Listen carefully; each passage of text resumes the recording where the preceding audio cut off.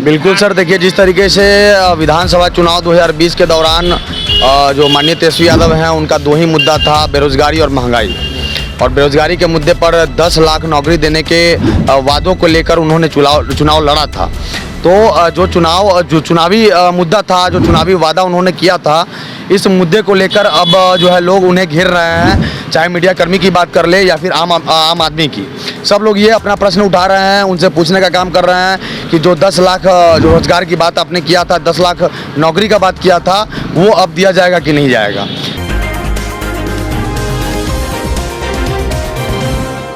रक्षाबंधन का त्यौहार है, लेकिन तमाम सीटेट बीटेट के अभ्यर्थी गर्दनीबाग धरना स्थल पे कहीं ना कहीं रक्षाबंधन नहीं मना रहे। क्यों? तो इनका नौकरी नहीं हुआ है, इसी के चलते ये लोग धरना प्रदर्शन कर रहे हैं। हमारे साथ सीटेट बीटेट के अभ्यर्थी हैं, विवेक से बात करेंगे। विवेक, जिस तरीके से आज रक्षाबंधन है, उस दिन भी आप लोग गर्दनीबाग धरना स्थल पे, क्या कहिए?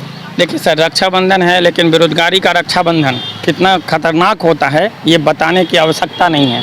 बेरोजगारी वो चीज़ है सर कि रक्षाबंधन हो, स्वतंत्रता दिवस हो या दुनिया का कोई महापर्व हो, जब तक पॉकेट में पैसा नहीं तब तक किसी भी चीज़ का महत्व नहीं। आप एक मिठाई नहीं खरीद सकते हैं, एक राखी नहीं खरीद सकते हैं, तो फिर क्या आपका रक्षाबंधन? हम लोगों का महापर्व है नोटिफिकेशन। उम्मीद है सरकार चेंज हुई है, सरकार कार्यरत है, सरकार सही दिशा में है, तो हमारे लिए महापर्व का आयोजन करेगी और ये अगस्त में भी होगा। विवेक जी, लगातार जिस तरीके से विपक्ष में राजद था, लगातार समर्थन कर रहा था सीटेट बीटेट के अभ्यर्थियों का, देखा जाए तो ट्विटर से लेके सड़क से लेके सदन तक तमाम अभ्यर्थियों का आवाज़ भी उठाया जा रहा था। लेकिन अब जो विपक्ष था वो सत्ता पक्ष में बदल गया है, तो क्या उम्मीद है?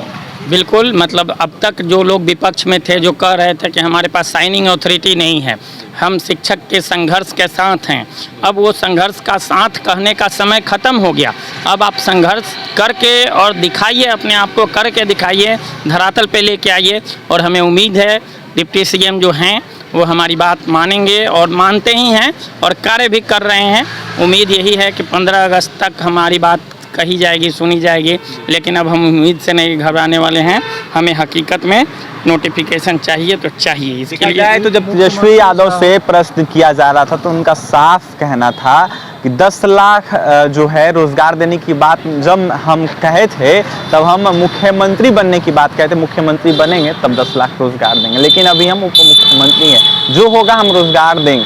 वहीं जब मुख्यमंत्री नीतीश कुमार से यह सवाल किया गया तो मुख्यमंत्री नीतीश कुमार का यह साफ कहना था कि तेजस्वी ने सही बोला है और हम रोजगार दे रहे हैं। कहाँ तक ये सत्य है? बिल्कुल सर, देखिए जिस तरीके से विधानसभा चुनाव 2020 के दौरान जो माननीय तेजस्वी यादव हैं उनका दो ही मुद्दा था, बेरोजगारी और महंगाई। और बेरोजगारी के मुद्दे पर 10 लाख नौकरी देने के वादों को लेकर उन्होंने चुनाव लड़ा था। तो जो चुनावी मुद्दा था, जो चुनावी वादा उन्होंने किया था, इस मुद्दे को लेकर अब जो है लोग उन्हें घेर रहे हैं, चाहे मीडिया कर्मी की बात कर ले या फिर आम आदमी की।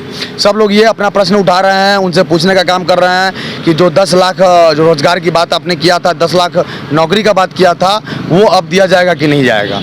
तो कहीं ना कहीं तेजस्वी यादव भी अपने जगह सही हैं, चूँकि जो 2 साल लगभग सरकार का पूरा होने जा रहा है और आगे जो है 3 साल उनको काम करने का मौका मिला है।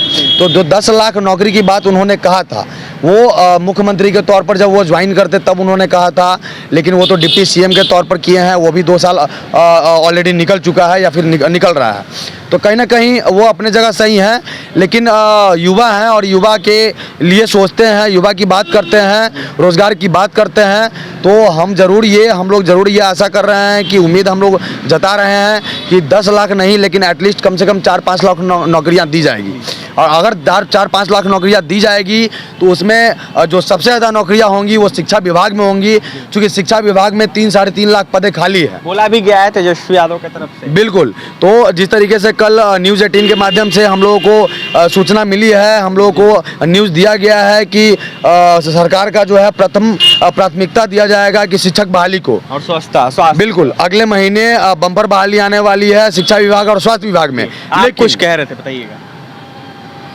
अभी बात हुई थी हम लोगों की उप मुख्यमंत्री जी से, उन्होंने कहा था जैसे ही शपथ ग्रहण करके वो आए, उन्होंने कहा कि हम जो है 10 लाख से रोज़गार देने जा रहे हैं, आप लोग निस्संदेह और संतुष्ट रहें, सरकार देगी। ये उन्होंने ये उन्होंने संभावना जाहिर किया है। ये बात उनका कहना सही है कि वो उप मुख्यमंत्री हैं, परंतु हम सभी लोगों को ये विश्वास है कि वो जल्द से जल्द नौकरी देने का काम करेंगे। देखिए तमाम अभ्यर्थियों को उम्मीद है और कहीं ना कहीं उम्मीद लगा के बैठे हैं। जी विवेक जी बताइए। मैं चुनाव की बात नहीं करता हूं, मुझे राजनीतिक नहीं करनी है, मुझे हकीकत में चाहिए और लगातार प्रयासरत हैं सरकार और करेगी भी। अब लगातार आप 10 लाख की बात 10 लाख पे उस डिजिट पे जब कन्फर्मेशन की बात करेंगे तो किसी भी राजनेता के लिए सत्ता पक्ष हो या विपक्ष हो निश्चित परेशानी बढ़ती है। लेकिन जिस उम्मीद से, जिस चुनावी मैनिफेस्टो से आप लड़े हैं, जिस विभाग के कारण जिस मतलब जनादेश आपको मिला है उस जनादेश का रिस्पेक्ट करेंगे और उम्मीद है कि राजद सरकार से हमें उम्मीद है और हमारी उम्मीद पूर्णतः मतलब भली भांति फली फूलती दिख रही है। रक्षाबंधन के दिन भी बैठ गए हैं प्रदर्शन। क्या करें, एक नारा सुने नीतीश कुमार साहब के हैं लेकिन हमरे ने, हम लोग इतना दिन से 3 साल से वेट कर रहे हैं और कहते हैं नीतीश कुमार साहब के। हम कैसे कह दें कि नीतीश कुमार साहब के हैं? सबके हित में बात करते हैं नीतीश। कहाँ कर रहे हैं? आपके पूरे भारत में सबसे ज़्यादा शिक्षक का पद बिहार में खाली है और 3 साल से हम लोग को लटकाए हो, तो कैसे नीतीश कुमार साहब के हैं? हम कैसे मान लें? कहीं ना कहीं एनडीए के साथ थे उस टाइम। एनडीए के साथ है लेकिन चबिया किसके पास था? महागठबंधन के साथ आ गए। तो आप तबियत चबिया इन्हीं के पास है। महागठबंधन तो लगातार दावा करते थे कि जब आएंगे सत्ता में तो रोजगार देंगे। हाँ तो ठीक है, तो ऐसे जी बोले हैं ना, तब उन पर भी विश्वास कर लेते हैं हम लोग। उम्मीद है, उम्मीद तो है, उम्मीद में थी नहीं, लेकिन उम्मीद है और उम्मीद पे कायम भी होंगे। और प्लस है कि इसीलिए हम लोग का बहाली भी रुका हुआ था कि हम सत्ता परिवर्तन करेंगे, जब सत्ता परिवर्तन करेंगे तब हम नोटिफिकेशन देंगे। बताइए क्या।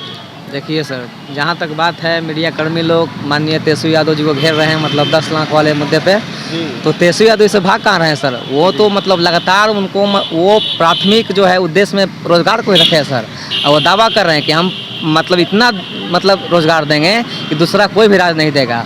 वो कहे हैं कि मतलब 5 लाख नौकरी देंगे, नौकरी मतलब सरकारी नौकरी, रोजगार नहीं, और उसके अलावा भी विभिन्न तरह से ITI वगैरह जो स्किल के मतलब बेसिस पे। हाँ, पूर्ण विश्वास है कि तेजस्वी यादव हम लोग के मतलब वादे पे खड़े उतरेंगे और मतलब 7वां चरण का मतलब प्राथमिकता होगा सर। कार्य देखिए, जैसे कहने का मतलब है कि अब तक 19 लाख भी बात हुई थी, 10 लाख के एवज में 19 लाख बात हुई थी।